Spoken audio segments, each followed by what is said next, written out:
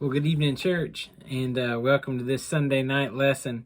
I wanted to take a minute in this lesson to talk about an extra point from what we were talking about this morning. I appreciated everyone's time and attention as Rex and I presented a lesson this morning, a combination lesson, a lesson that was both informative, talking about the missions that have been going on in Honduras, that our church has been a part of. Of course, Rex and I being on that trip in the middle of June. But it also wanted to add a teaching and preaching element to that as well. So I think that worked out well. And I just appreciated you all bearing with us as we tried something different this morning in that missions presentation and lesson. You know, I live for aha moments, as they're typically referred to, moments when I discover something in the text of the Bible that really makes it come to life for me.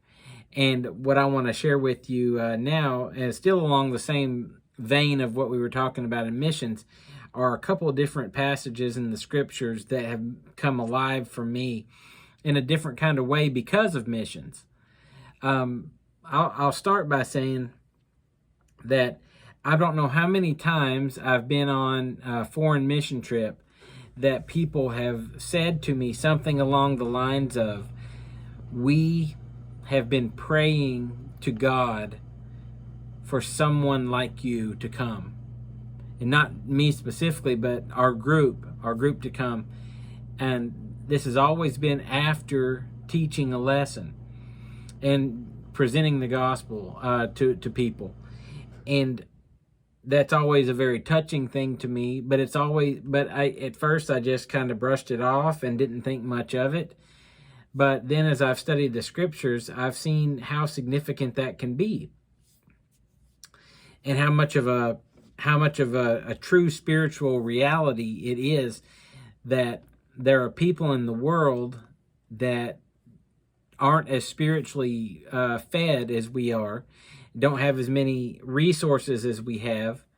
Some not even without even the ability to read that we reach out to in these communities. Many without Bibles. As Rex shared in the lesson this morning, that all of the songs they sing in worship, they sing by memory. They don't have any songbooks. So if you have to learn and know all of the songs and all of the verses for the songs by heart, and they don't sing simpler songs than we do either. They sing all the verses of all the songs they sing, and they know those songs by heart. It's just there's just different cultures in the world that live in different ways than we do. But along this vein of people telling me, "We prayed and then you came." Like I said, I used to brush that off, but I no longer think that that's coincidental. I don't believe in coincidence anymore. And I don't think that it's luck. I don't believe in that either. But I truly believe that our going has to these different groups of people have been an answer, God's way of answering their prayer. And we didn't know that we were answering a prayer. And in the lessons that we went and presented, but God used us because we were willing, just like He'll use anybody that's willing to be used. And we don't always understand how God is using us and what He's doing.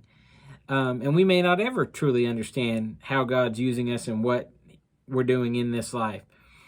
But we just are obedient. That's our call, is to be obedient, to honor God with our lives and our worship and our service to Him, and let Him worry about the details of how He works out His plan. It's just a great privilege for us that we get to be a part of it. Okay, so here's the scriptures. Let me get to those. The ones that have made the biggest impression on me in this regard. The first comes from Acts chapter 17, verses 26 and 27. It says this is the Apostle Paul in his famous Mars Hill sermon when he's preaching there in Athens.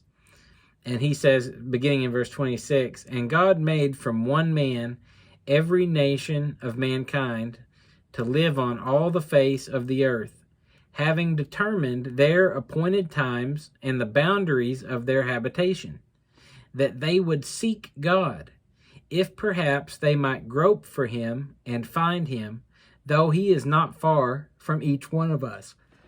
Now, this very significant passage tells us a few things. I won't talk about all the things, but a couple of the key things this passage, this short couple of verses, teaches us from Paul is that God established where each and every single one of us would be born and live on the earth. It says right there, God made from one man every nation of mankind to live on all the face of the earth. And here it is, having determined their appointed times. God appointed when you were going to be born, when you were going to die, the times that you were going to be on this earth. So he appointed your times and the boundaries of their habitation. And he established where who everyone was going to be, when their time was, and where their habitation would be, where they were going to live on this earth. Okay? Now, why did he set things up the way that he did? Verse 27. So that they would seek God. So he set up the world in such a way and appointed the people in all different places so that they would seek God. And not just seek God. He even gets, it's not just a, are you there, Lord, type thing. But that they would seek God, if perhaps they might grope for him and find him, though he is not far from each one of us. What this means is that there are people that God has established in their habitations wherever they are on earth. And what I truly believe is if these people are seeking God, if there are people in the world that are seeking God, they want to know him, they want to find him, they want to know who he is, they want to discover who this true God is, then they're going to do that. And Paul kind of gives the picture of a person who's blind, who's groping around, trying to find something that they can't find. And in this case, that invisible thing they can't find is God. And I truly believe that when people in different places in the world, doesn't matter where they are, whether it's up the street from us or whether it's several countries away, that when people are seeking for God, when they are groping to find him, that God will make a way for that to happen. Excuse me. And when people pray, to God, God, we want to know you more. We want to, and they earnestly mean it, we want to understand you, that God answers those prayers by sending people, whether those people understand what they're fully doing or not. God sends people to those people so that they might find him, that they might know him.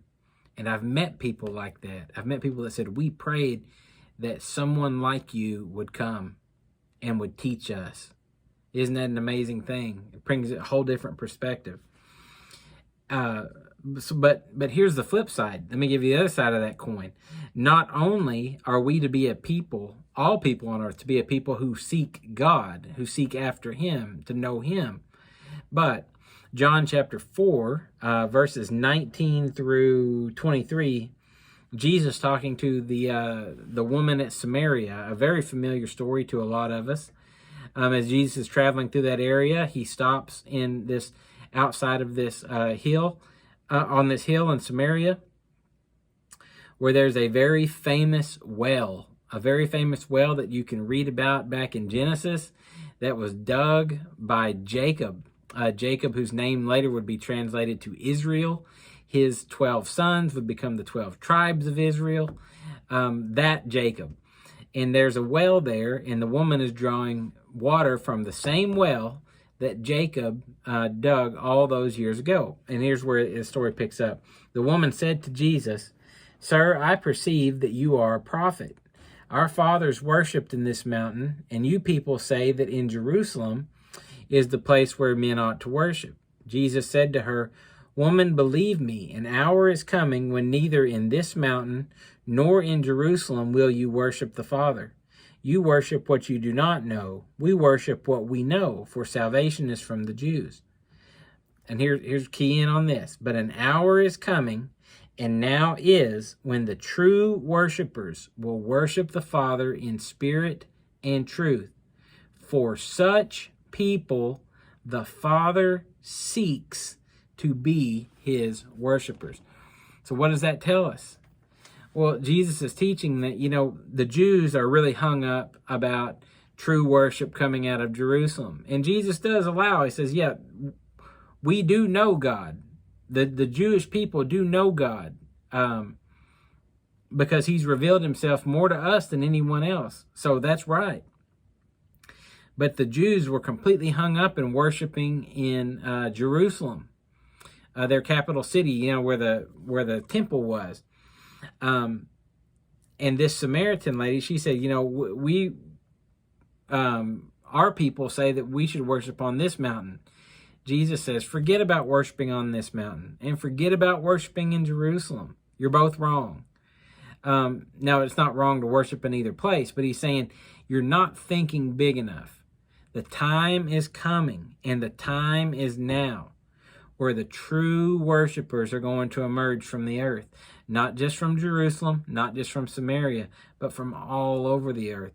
And people all over the earth that want to know God and are seeking after God, they're going to find him. But more so than that, God is going to find them. Look what that says at the end of verse 23. For such people, the Father seeks to be his worshipers. So Paul teaches us in Acts that we are to grope for, and to seek and to discover God. At the same time, as people are seeking and groping for and trying to discover God, God is seeking out the people of this earth who are seeking after him. And if you are seeking after God, you can be assured of this. God is going to find you seeking after him because he is seeking after you. More so than that, he is the good shepherd. He is the one who leaves the 99 to find the one. He is the woman in the house who loses one of her coins and searches until she finds that very precious coin. You are that sheep. You are that coin. And then Jesus tells the story of the prodigal sons and what the father's willing to go through in order to, and how the father's willing to accept that younger son who left and then wanted to come back, and the father went running to him because he was seeking him. And how the father even went to the self-righteous older son and sought him and tried to bring him in too. The Father is seeking those who are lost. If you who are lost are seeking God, you will be found by him. The Bible assures us of that. James teaches us, draw near to God and he will draw near to you. God is seeking even today the true worshipers, not in Jerusalem, not in Samaria, but in anywhere in the world. People anywhere in the world that want to know him.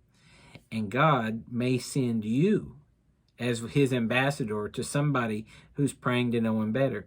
Are you ready when he calls your name? Are you ready when he calls you to talk to your neighbor, to talk to someone in your family, to talk to one of your friends, to talk to someone here at the church building, to go to Westview Boys Home with us, to go to Honduras with us? Are you ready? Are you going to be ready when the Lord calls you into service to be his hands and feet and voice to those who want to know him better? You may not have realized it, but God will use you that way as well. Think about it this way as well. At one time in your life, God's voice came through somebody else's mouth to tell you the gospel. And aren't you thankful for that? Well, church, I hope this has been a blessing to you. And I hope that these things have been things that will cause you to think on a deeper level about the way God works in this world, which will in turn cause us to honor God at a higher level, to give him more praise and more glory that he deserves. Until next time, church, love God and love others. I'm Wes LaFleur, signing off.